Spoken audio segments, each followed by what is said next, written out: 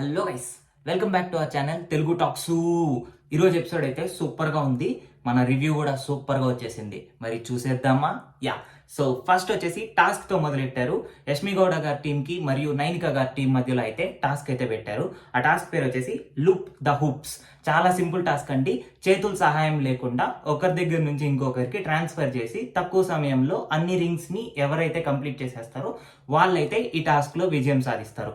ఈ టాస్క్ అయితే నైనిక వాళ్ళ టీం సూపర్గా ప్లే చేసి గెలిచారండి. దీనికి సంచాలకుగా ఉన్న నిఖిల్ గారు అయితే తప్పు చేశారనేసి యష్మి గౌడ గారి టీం అయితే వాదించారు. మరి అది ఎంతవరకు నిజం అనుకుంటున్నారా? సో నాకైతే ఏమనిపించిందంటే నిఖిల్ గారు సూపర్గా డెసిజన్ తీసుకున్నారు. బిగ్ బాస్లో ఏ టాస్క్ అయినా కానీ సంచాలక్తే పై చేయి. నిఖిల్ గారు అయితే కరెక్ట్గానే డెసిజన్ తీసుకున్నారని నాకు అనిపిస్తుంది.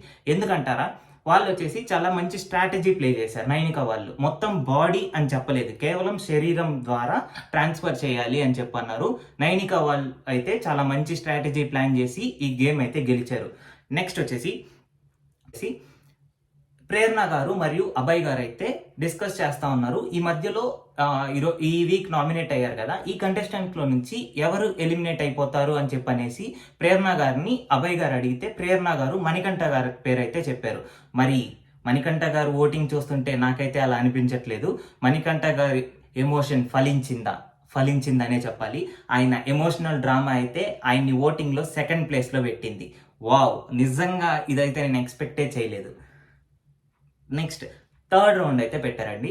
థర్డ్ రౌండ్ వచ్చేసి నార్మల్గా ఒక రోప్స్ లాగా పెట్టేసి పైన వచ్చేసి ఒక నార్మల్ టేబుల్ లాగా పెట్టారు. ఆ టేబుల్ మీద అయితే బ్రిక్స్ అయితే నిలబెట్టాలి. ఎవరైతే 5 బ్రిక్స్ త్వరగా నిలబెడతారో వాళ్ళైతే ఈ టాస్క్లో అయితే గెలుస్తారు. కానీ ఇక్కడైతే పృథ్వీరాజ్ గారికి సహనం కోల్పి అవతల వాళ్ళ టేబుల్ని కూల్చేశాడు. ఇక్కడ మొదలైన ఫౌల్ ప్లే సంచాలక్ ఆపకుండా కంటిన్యూ చేయించాడు. అదైతే చివరికి యష్మి గౌడ గారి టీంకి అయితే ఫేవర్ అయింది. యష్మి గారి టీం ఎవరైతే ఉన్నారో వాళ్ళైతే ఈ గేమ్లో అయితే గెలిచారు. గేమ్లో గెలిచిన తర్వాత ఏమవుతుందో తెలిసిందే కదా. సో మన బిగ్ బాస్ అయితే ఒక అడ్వాంటేజ్ ఇచ్చారు యష్మి గౌడ గారి టీంకి. అదేంటనుకుంటున్నారా? లగ్జరియస్ రూమ్ అయిన dragonfly room Yashmi Gowda గారికి అయితే ఇచ్చారు. ఎందుకు అనుకుంటున్నారా? సో ఫస్ట్ వచ్చేసి యష్మి గౌడ గారి టీం అయితే గెలిచింది కాబట్టి నిఖిల్ గారి టీం ఎవరైతే ఉన్నారో, తక్కువ టీం మెంబర్స్ ఎవరైతే ఉన్నారో ఆ క్లాన్లో నుంచి ఒకరిని యష్మి గౌడ గారి టీంకి అయితే తీసుకోమని చెప్పారు. సో యష్మి గౌడ గారు అయితే సోనియా సింగ్ గారిని అయితే తీసుకున్నారు. సోనియా సింగ్ని తీసుకున్న తర్వాత యష్మి గౌడ గారి క్లాన్లో అయితే మొత్తం 6 మంది ఉన్నారు. ఇప్పుడు 6 మంది ఉన్నారంటే హాఫ్ ఆఫ్ ద కంటెస్టెంట్స్ ఎవరైతే ఉన్నారో వాళ్ళందరూ యష్మి గౌడ గారి క్లాన్లోనే ఉన్నారు. సో అత్యంత పెద్ద టీం అయిన యష్మి గౌడ గారి క్లాన్ లగ్జరియస్ రూమ్ అయితే సంపాదించుకుంది. బిగ్ బాస్ గారు అయితే ఈ అడ్వాంటేజ్ గురించి ఆల్రెడీ ముందే చెప్పారు.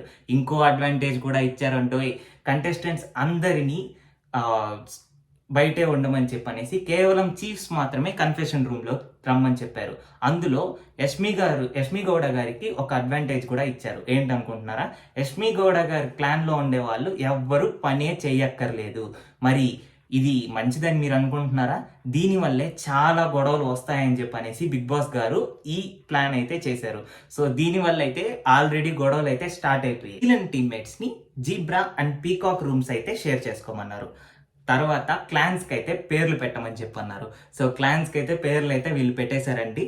యష్మి గౌడ గారి క్లాన్కి వచ్చేసి అఖండ అని పెట్టారు. నైనిక గారి క్లాన్కి వచ్చేసి అంతులేని వీరులు అని పెట్టారు.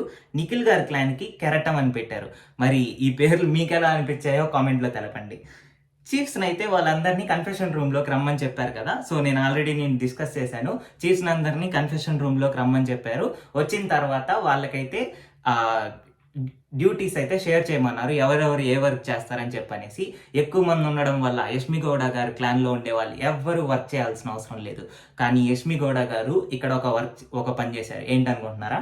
సో యష్మి గౌడ గారు కేవలం ఒక వర్క్ మాత్రమే నిఖిల్ వాళ్ళ టీంకి ఇచ్చి మిగతా అన్ని వర్క్స్ నైనిక వాళ్ళ టీంకి ఇచ్చారు. ఇదైతే నాకు అన్ఫేర్ అనిపించిందండి.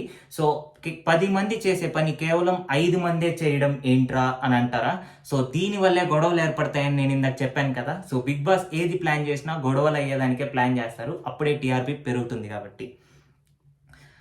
సో రిమైనింగ్ అన్ని వర్క్స్ ఖచ్చితంగా నైనిక వాళ్ళ టీమే చేయాలి, వేరే ఆప్షనే లేదు. సో ఈ మధ్యలో అయితే సీత గారికి మరియు అభయ్ గారికి అయితే ఒక ఇష్యూ వచ్చిందండి. సో అభయ్ గారు అయితే వంట చేసుకుంటాను అని చెప్పనేసి నిఖిల్ వాళ్ళ టీంని ఒక రిక్వెస్ట్ చేశారు.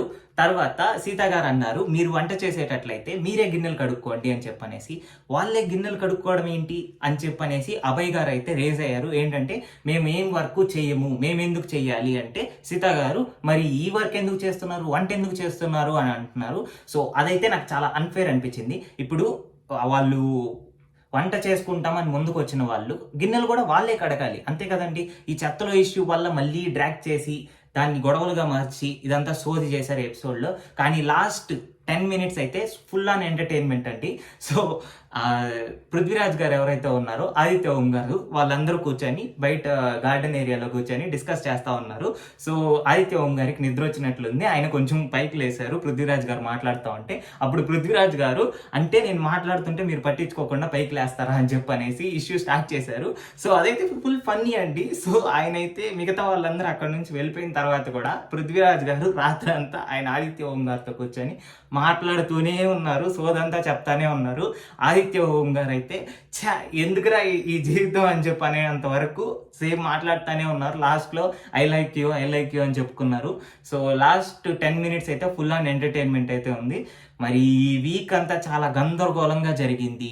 మణికంఠ ఎమోషనల్ డ్రామా, నామినేషన్లో గొడవలు, టాస్క్స్లో ఫౌల్ ఆటలు, ఇవన్నీ చాలా జరిగాయి. మరి రేపటి ఎపిసోడ్ కోసం నేను ఆతృతగా ఎదురు చూస్తున్నాను. నాగార్జున గారు ఎలా రియాక్ట్ అవబోతున్నారు ఈ సీజన్లో, ఎలా క్వశ్చన్ చేయబోతున్నారు కంటెస్టెంట్స్ని అని చెప్పనేసి నేనైతే చాలా ఆతృతగా ఎదురు చూస్తున్నాను.